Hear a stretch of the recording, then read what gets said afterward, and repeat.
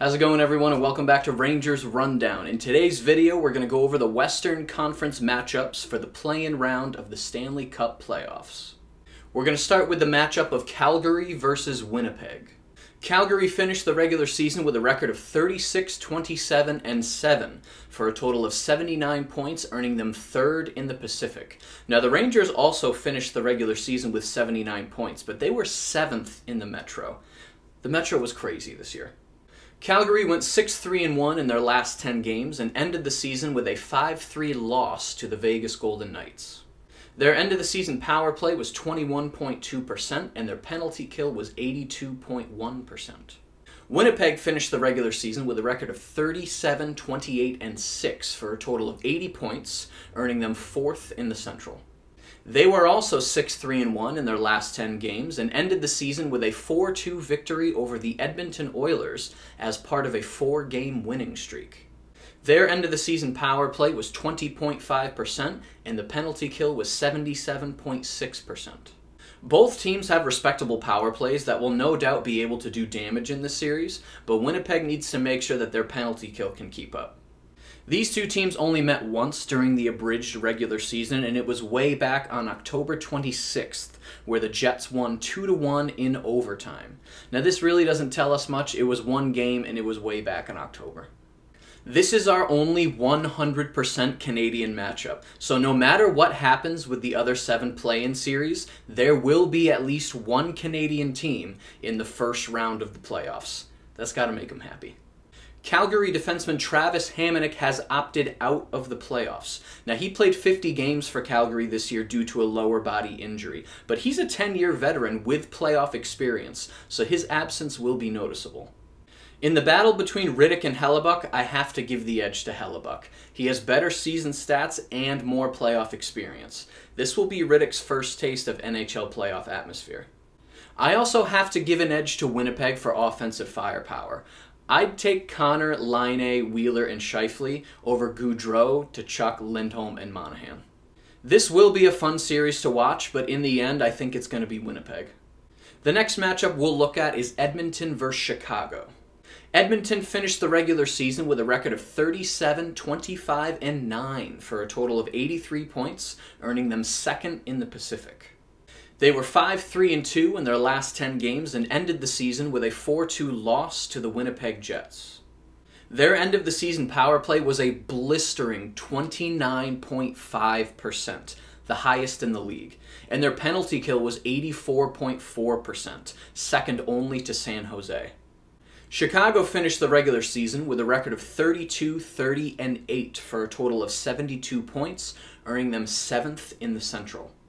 They were 6-4-0 in their last 10 games and ended the season with a 6-2 victory over the San Jose Sharks. Their end-of-the-season power play was 15.2%, and their penalty kill was 82.1%. Both teams have respectable penalty kills, but Chicago needs to stay out of the penalty box if they want any shot of getting through this play-in. These two teams met 3 times in the regular season. On October 14th, the Hawks won 3-1. On February 11th, the Oilers won 5-3. And on March 5th, the Hawks won 4-3. So Chicago wins 2 out of the 3 and outscores Edmonton 10-9. For the Hawks, Calvin DeHaan and Brent Seabrook have been skating with the team, which is good news. And Zach Smith will be a training camp decision as he is recovering from back surgery. Andrew Shaw has opted out due to concussion symptoms, and Corey Crawford has been deemed unfit to play. Crawford did not officially opt out of Phase 3, and he is included in Chicago's training camp roster, but it's not looking good. Chicago has a hell of a hill to climb if they want to make it into the first round. Edmonton defenseman Mike Green has also opted out of the playoffs. Now, early in his career, he was a 2-time Norris Trophy finalist and has some playoff experience, so his absence will be noticeable. I think the only thing Chicago has going for it at this point is playoff experience. Is that going to be enough? Who knows? With all that being said, I will be surprised if Edmonton loses this series. The next matchup we'll look at is Vancouver versus Minnesota. Vancouver finished the regular season with a record of 36, 27, and 6 for a total of 78 points, earning them 4th in the Pacific. They were 4-5-1 in their last 10 games and ended the season with a 5-4 shootout victory over the New York Islanders. Their end-of-the-season power play was 24.2%, and their penalty kill was 80.5%. Minnesota finished the regular season with a record of 35, 27, and 7 for a total of 77 points, earning them 6th in the Central. They were 7-3-0 in their last 10 games and ended the season with a 5-4 overtime victory over the Anaheim Ducks. Their end-of-the-season power play was 21.3%, and their penalty kill was 77.2%. So Vancouver has an edge on both sides of special teams. These two teams met 3 times during the regular season, all of which happened in 2020. On January 12th, Vancouver defeated Minnesota 4-1. On February 6th, Minnesota would come out victorious 4-2. And 2 weeks later, on February 19th, Minnesota would win again in a shootout 4-3. Vancouver goalie Jacob Markstrom is reportedly going to be ready for the play-in round after nursing a knee injury at the end of the season. Vancouver left winger Sven Baertschi has also opted out of the playoffs. Now, he spent the season with the Utica Comets, so I don't think his absence is going to leave a gaping hole of any kind. I know that Minnesota won the season series, but I have to give the edge to Vancouver, especially if Markstrom is going to be healthy. I think a healthy Markstrom beats a healthy Stalock. I would rather put my money on Miller, Pettersson, Hughes, and Besser over Fiala, Stahl, Suter, and Parise. At the end of the day, I think Vancouver comes away with this one. It might take 5 games, and it might be a fun series to watch, but I think it's going to be Vancouver in the end. And the final Western Conference matchup we have to look at today is Nashville versus Arizona. Nashville finished the regular season with a record of 35, 26, and 8 for a total of 78 points, earning them 5th in the Central. They were 6-3-1 in their last 10 games and ended the season with a 4-2 victory over the Montreal Canadiens as part of a 3-game winning streak. Their end-of-the-season power play was 17.3%, and their penalty kill was 76.1%. Arizona finished the regular season with a record of 33, 29, and 8 for a total of 74 points, earning them 5th in the Pacific. They were 5-5-0 in their last 10 games and ended the season with a 4-2 loss to the Winnipeg Jets.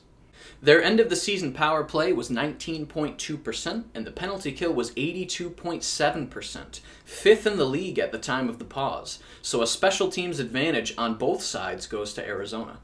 Now, these two teams only met twice during the regular season, and both times were in 2019. On October 17th, Arizona won 5-2, and on December 23rd, Nashville won 3-2.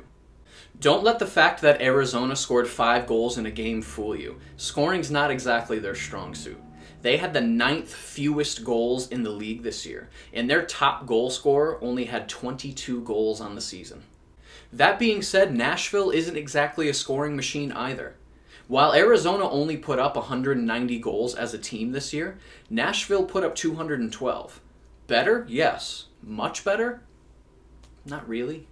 And if we look at the other side at their goals against, Arizona led in the 4th fewest goals in the league this year, only allowing 183. Nashville allowed 214. So yes, undoubtedly Nashville scores more, but they also get scored on more. That being said, I do think Nashville has the edge in this series. I think the only way Arizona is going to win is if they keep the scoring low. Arizona can win low-scoring games, but they struggle to win high-scoring games. If Kemper and Ranta perform to a high enough level, then they can carry the Coyotes to the first round, especially since they don't have to play in Nashville, where the crowd is just merciless. But there we go. The 4 Western Conference matchups are in the books. If you didn't catch yesterday's video about the Eastern Conference, be sure to go back and check that one out.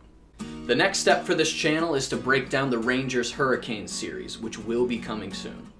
Now, just to play devil's advocate, I could have an entire video discussing whether or not we're going to make it through Phase 3, let alone make it through Phase 4. It's just nice to talk about hockey again. If the league shuts down, of course I'll report on it, but it's just nice to feel like hockey's coming back. If you enjoyed this video and you'd like to see more videos like it, then be sure to hit the subscribe button. Thank you so much for watching, and I will see you in the next rundown.